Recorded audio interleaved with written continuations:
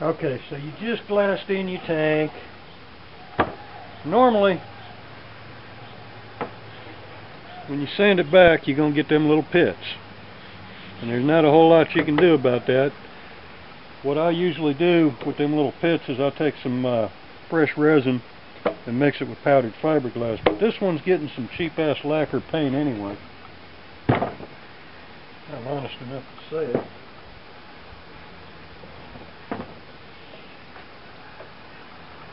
So, I've got some other stuff I'll use on here.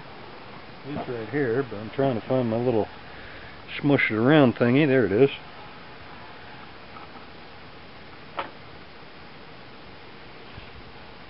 And you ain't got to have no whole lot of this stuff to work.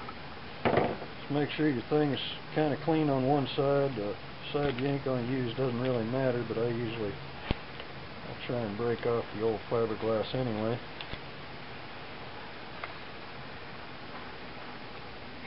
Good enough.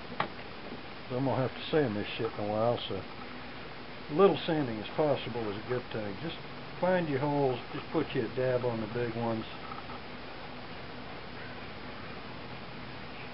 And you got a couple of little edges where you need to fill shit in, great. Do it. Now this is called spot glazing putty. It's a body man's dream, but like I say, normally I'll take some more fiberglass resin and mix it with some powdered fiberglass and make my own. But like I said, this one's getting cheap paint, so you just push that shit down in there. Work it around, push that shit down in there. I need a little bit more. It's about half cured already. When it does that, that means your tube's a little bit old. Big deal.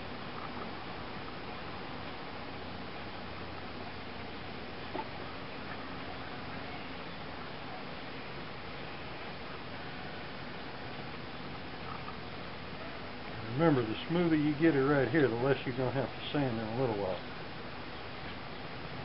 Like I say, I'm just pushing it in, making sure I got all them little holes in the fiberglass filled.